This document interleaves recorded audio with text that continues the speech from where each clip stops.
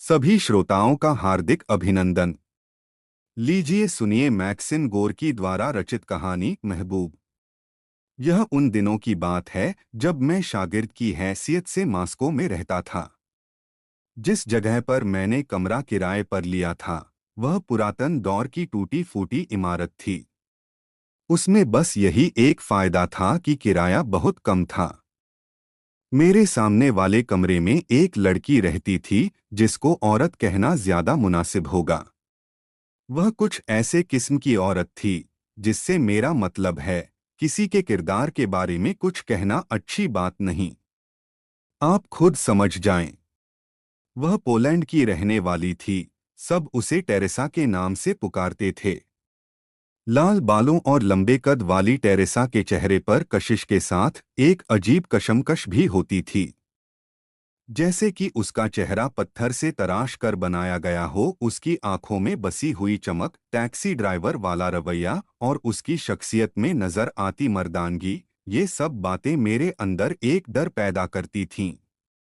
उसका दरवाज़ा मेरे दरवाजे के बिल्कुल सामने था।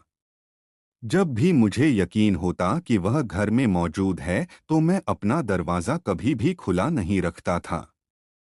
पर ऐसा कभी कभार होता था। दिन में मैं कमरे में नहीं होता था। रात को वह बाहर चली जाती थी। कभी कभी सीढ़ियों पर उससे सामना हो जाता तो उसके होठों पर मुस्कान आ जाती थी।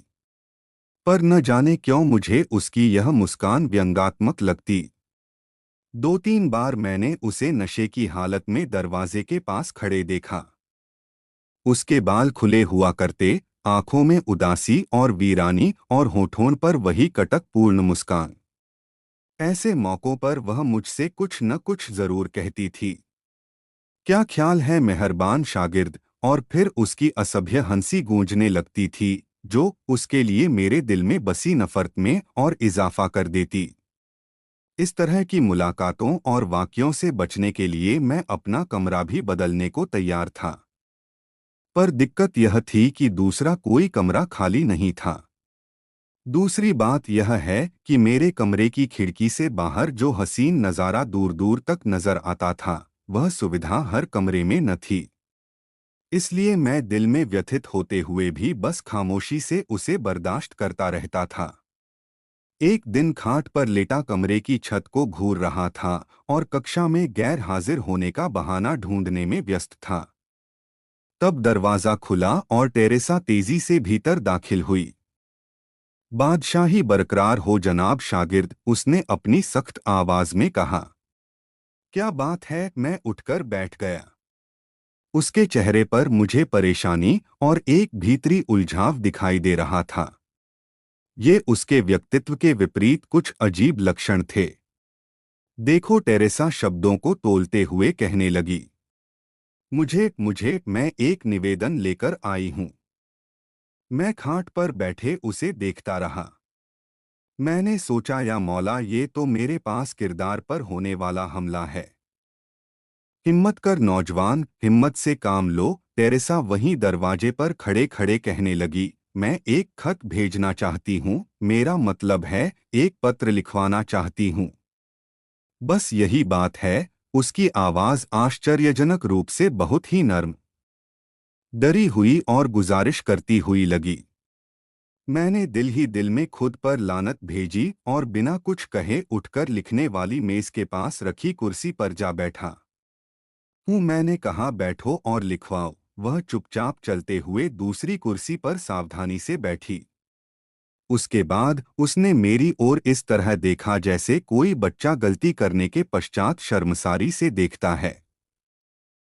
मैंने कहा, किसके नाम लिखवाना है? बोरिस कार्पोव के नाम, उसने कहा।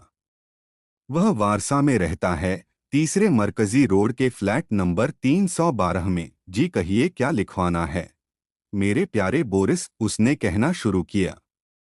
मेरी जान, मेरे महबूब, मेरी जान तुम में अटकी हुई है। तुमने बहुत समय से कोई स्नेह भरा संदेश नहीं भेजा है। क्या तुम्हें अपनी नन्ही उदास कबूतरी की याद नहीं आती?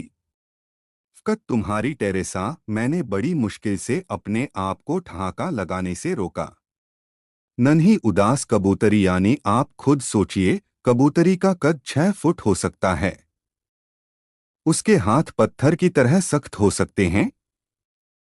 बरसात के दिनों में भीगने से परहेज करने वाली ऐसी कबूतरी हो सकती है जिसका घोंसला पेड़ों की बजाय किसी घर की चिमनी में हो। ऐसे में मैंने खुद पर जाप्ता रखते उससे पूछा, यह बोरिस कौन है? बोरिस कार्पोफ, उसने सख्त लहजे में जैसे मुझे पूरा नाम लेने की हिदायत दी। एक नौजवान। नौजवान? हाँ, पर तुम हैरान क्यों हो?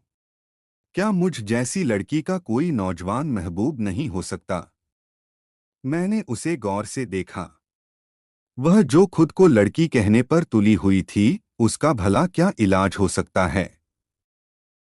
मैंने कहा, नौजवान महबूब हो सकता है, क्यों नहीं हो सकता? उसने कहा, मैं तुम्हारी तहे दिल से शुक्रगुजार हूँ। यह खत लिखकर तुमने मुझ पर एहसान किया है। अगर तुम्हें कभी किसी भी तरह की मदद की जरूरत हो तो बिना हिचकिचाहट। नहीं नहीं, मैंने कहा। बहुत बहुत मेहरबानी, उसने फिर कहा। अगर किसी कमीज का बटन लगवाना हो या सिलाई वगैरह करवानी हो। मैंने अपना चेहरा शर्म से लाल होते हुए महसूस किया और सख्ती के साथ उसकी ओर देखते हुए कहा कि मुझे इस तरह की किसी भी खिदमत की जरूरत नहीं है। वह चली गई। 2 हफ्ते बीत गए। एक दिन शाम के वक्त मैं खिड़की के पास खड़ा बाहर का नज़ारा देखते हुए सैर के लिए जाने की सोच रहा था। हकीकत तो यह थी कि मैं बहुत बेजार था। मौसम भी खराब था।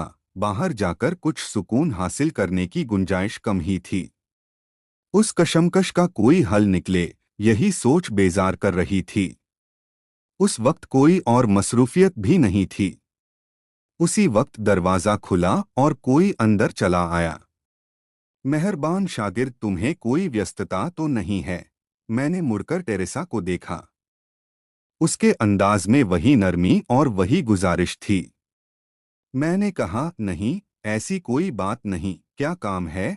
मैं चाहती हूं कि तुम एक और खत लिखकर दो। जी, बोरिस कार्पोफ के नाम। नहीं, इस बार यह खत उनकी तरफ से है। क्या? मैं भी कितनी अहमक हूं, टेरेसा ने कहा। यह खत मेरे लिए नहीं है, मेहरबान शागिर्द। मैं माफी चाहती हूं। यह मेरे एक दोस्त की तरफ से है। दोस्त नहीं, एक जान पहचान वाले की तरफ से है। उसकी भी मेरे जैसी, यानी टेरेसा जैसी एक महबूबा है, समझ रहे हो ना? वह उसे खत लिखवा कर भेजना चाहता है। क्या तुम उस दूसरी टेरेसा के नाम खत लिख दोगे? मैंने गौर से उसे देखा।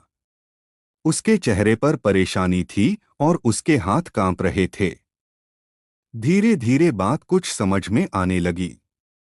सुनो मैडम, मैंने कहा, यह चक्कर क्या है? मुझे यकीन है कि आप मुझे हकीकत नहीं बता रही हो, और अब तो मुझे गुमान हो रहा है कि यह बोरिस और टेरेसा कहीं भी नहीं हैं।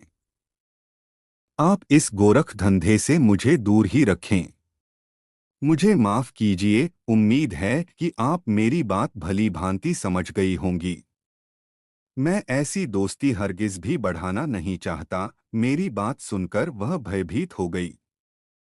आगे बढ़ने या वापस जाने की कशमकश में जकड़ी हुई, कुछ कहने और न कहने के बीच में फंसी हुई। जाने अब क्या होने वाला था। शायद मुझे अंदाजा लगाने में गलती हो गई थी।